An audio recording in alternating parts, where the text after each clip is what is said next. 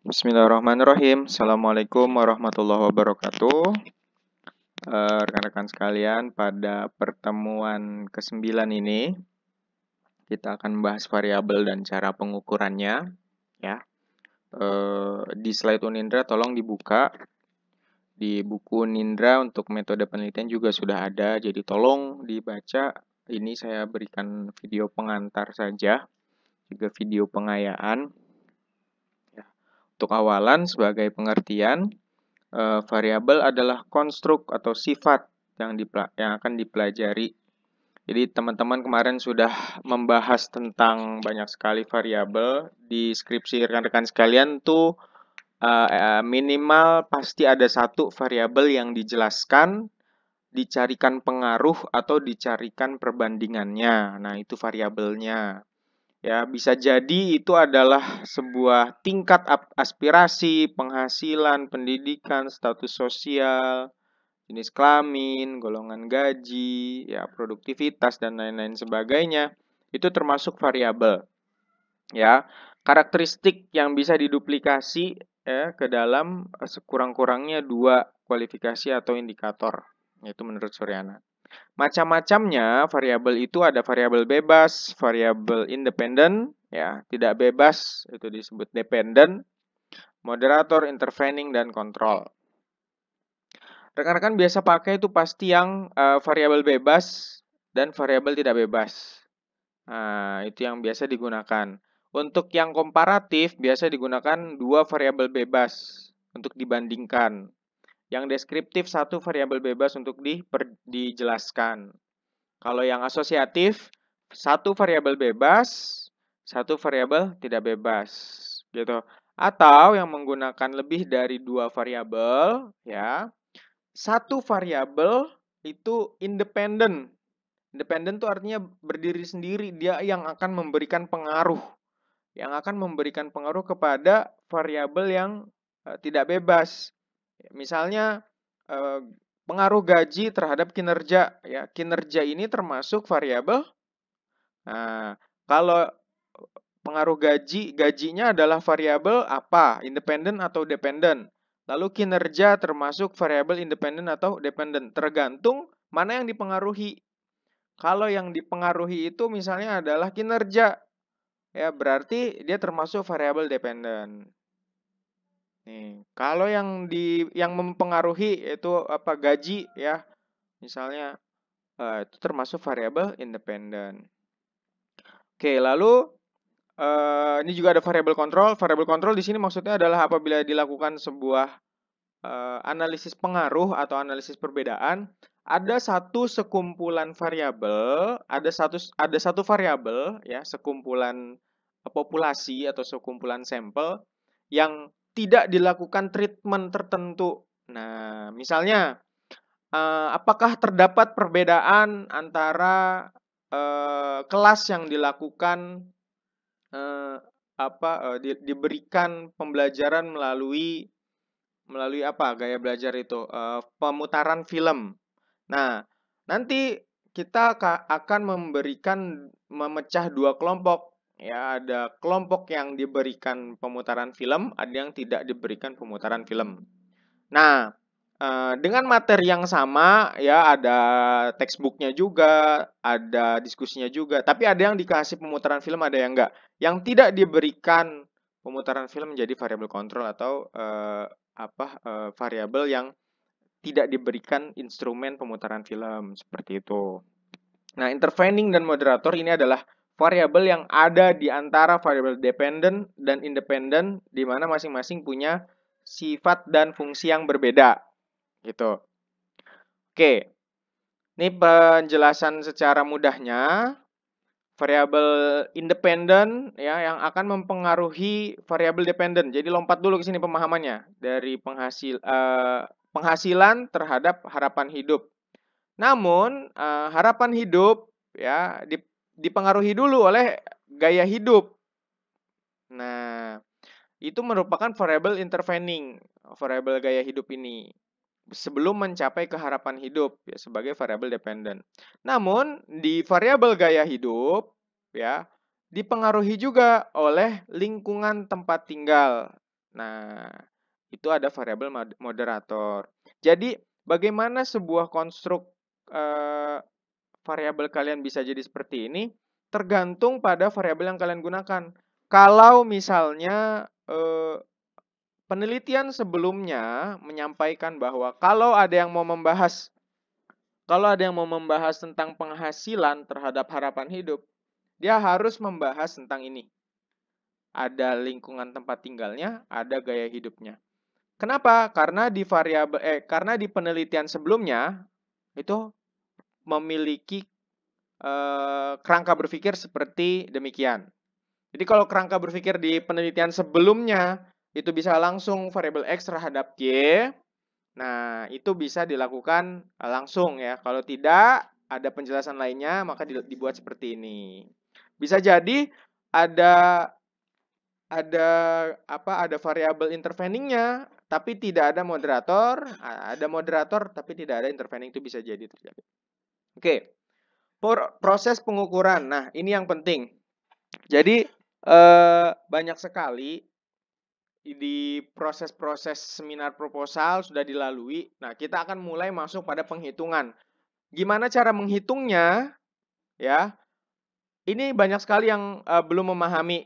Penting untuk mengetahui proses pengukuran ini, yaitu memperhatikan definisi operasional. Ya, definisi gini-gini. Jadi ada definisi itu ada dua. Definisi konsep dan definisi operasional.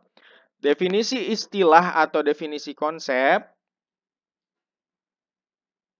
Definisi istilah atau definisi konsep yaitu acuannya adalah gagasan kompleks atau terstruktur. Jadi rekan-rekan, pada saat kita bicara definisi konseptual itu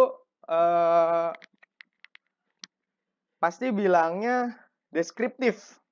Kita bicara soal deskriptif atau bagaimana kita memahaminya secara deskripsi. Namun kalau definisi operasional, kita perlu menautkan. Jadi apa sih yang dimaksud dengan ukuran yang dimaksud dengan kepuasan belajar? Nah, kepuasan belajar adalah bla bla bla bla bla. Nah, itu adalah definisi konseptual. Namun definisi operasional adalah bagaimana kita mengukur si kepuasan belajar tadi.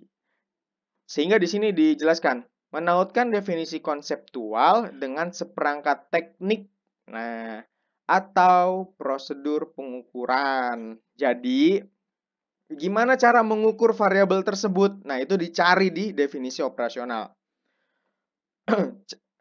Cara mengerjakannya begini rekan-rekan. Teman-teman yang kemarin sudah proposal ya, sudah presentasi proposalnya sampai dengan bab 3, subbabnya kemarin kalau nggak salah sudah sampai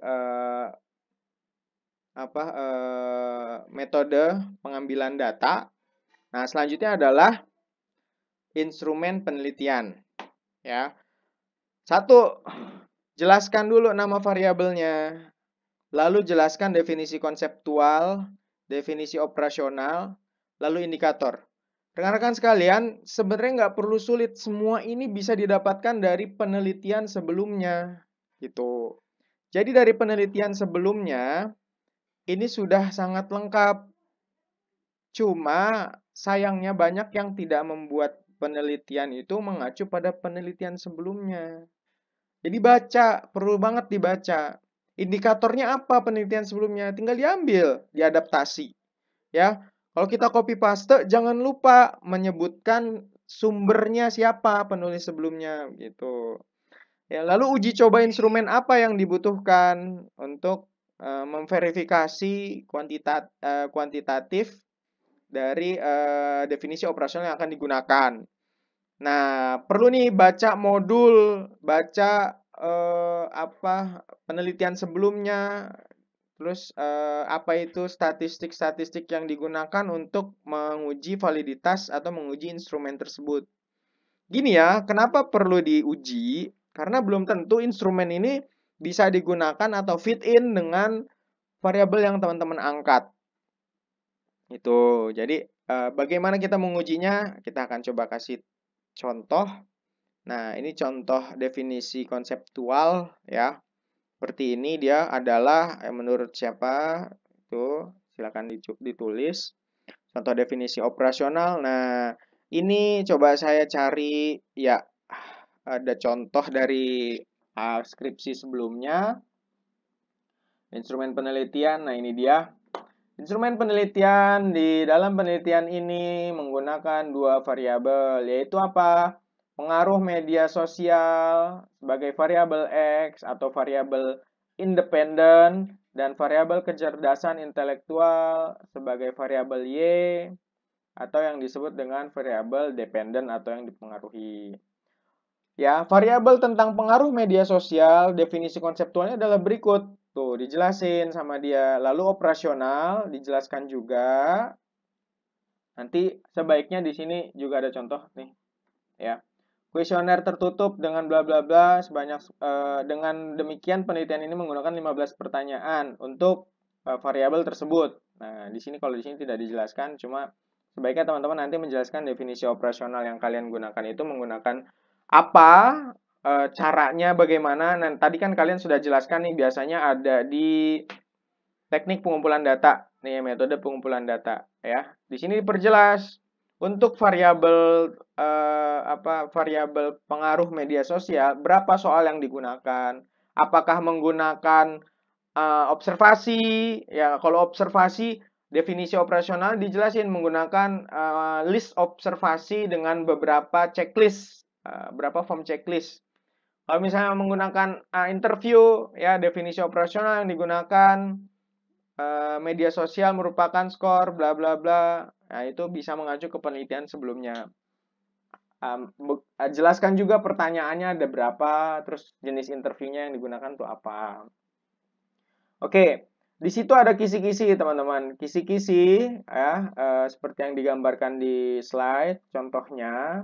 Kisi-kisi ini merangkum yang disebut dengan kalau di sini contohnya sertifikasi guru ya. Nah, sertifikasi guru ini ada beberapa poin, 1, 2, 3, 4 misalnya.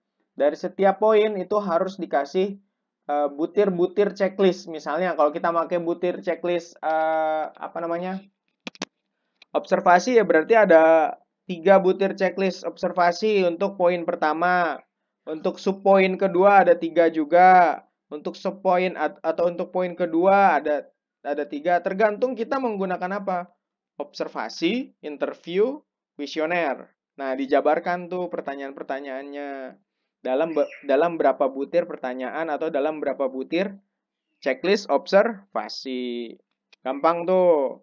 Nah, kalau di sini contoh lainnya kita juga melihat dia menjelaskan nih pengaruh media sosial X ya. Dia menggunakan skala Likert. Nah, apa tuh skala Likert? Nih dia 5 4 3 2 1 ya untuk digunakan. Apakah sangat setuju dengan pernyataan yang ada di checklist observasi atau di angket? Setuju, ragu-ragu, tidak setuju, atau sangat tidak setuju. Lalu, kisi-kisi instrumennya diperjelas. Yang dimaksud dengan media sosialnya, variabelnya variabel media sosial. Ada apa saja di variabel media sosial? Oh, indikatornya ada partisipasi, ada keterbukaan, ada percakapan, ada komunikasi, saling terhubung, keterampilan peserta didik. Nah, setiap indikator ini kalian akan dapatkan di penelitian-penelitian sebelumnya dan textbook, teori, dan lain sebagainya. Jangan lupa konsul juga ke pembimbing, ya, pembimbing. Kisi-kisi saya pakai yang apa ya Pak? Berdasarkan ini bisa nggak? Seperti itu. Jadi kalian memberikan pilihan. Kalau saya pakai yang ini bagaimana? Jadi jangan datang ke dosen itu untuk bertanya, saya pakai kisi-kisi yang mana ya? Bukan seperti itu. Tapi justru kalian yang membawa pilihan. Nanti kalau ada sanggahan dari dosen, nanti rekomendasi diberikan oleh si dosen gitu. Jangan dibalik ya. Lalu begini, dari setiap indikator tersebut, kalian buat butir pertanyaan soal. Butir pertanyaan soalnya nanti kalian buat angket atau checklist observasi ya, atau interview. Tapi di sini hanya disampaikan nomor butirnya saja. Nanti angketnya, checklist observasi atau interviewnya ditaruh di lampiran. Ya. Jadi sudah bikin draft angket nih kalau sudah bikin kisi-kisi instrumen. Itu jumlah pertanyaan dijelaskan berapa totalnya 20. Kalau bisa minimal 15 ya. Kalau semakin banyak semakin bagus. Karena apa? Nanti ada uji validitas yang memungkinkan salah satu butir tidak valid sehingga harus dieliminasi. Nah, itu. Jadi antara variabel ini ya, variabel X, ini apa variabel X-nya? Media sosial dengan variabel Y itu harus sama soalnya. Nah, ini kita kaji coba. Variabel tentang kecerdasan intelektual, ini ya, variabel kedua, sebagai variabel kedua. Definisi konseptualnya dijelaskan, definisi operasionalnya dijelaskan, kisi-kisi instrumennya dijelaskan. Kecerdasan intelektual adalah, nah, indikatornya 1, 2, 3, 4, 5, dan sampai imajinasi. Sayangnya, di sini salah. Harusnya setiap butir atau jumlah butir dari variabel Y harusnya sama dengan variabel X.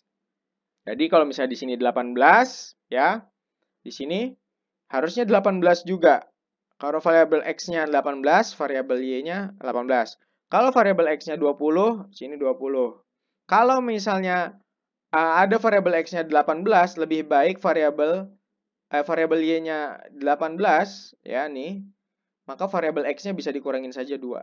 Jadi biar sama 18. Karena apa? Pembobotan dalam statistik nanti perhitungan regresinya akan berbeda. Gitu. Akan berbeda. Ya. Oke. Selanjutnya uji instrumen. Kita balik lagi ke slide utama. Kisi-kisi contoh nih ya. Nah, ini juga merupakan salah satu kisi-kisi instrumen, indikatornya apa, nomor butirnya berapa, tentang pengetahuan ada di nomor butir 1, 2, 3, 4, keterampilan ada di 5, 6, 7, 8, dan selanjutnya kalian boleh ngambil dari sumber yang sudah ada ya, tinggal diadaptasi kalau misalnya diperlukan, kalau tidak ya nggak usah, itu sangat mudah gitu ya bagi teman-teman. Terus di total, tuh seperti ini. Kriteria kelayakan instrumen, objektif, layak, valid ya.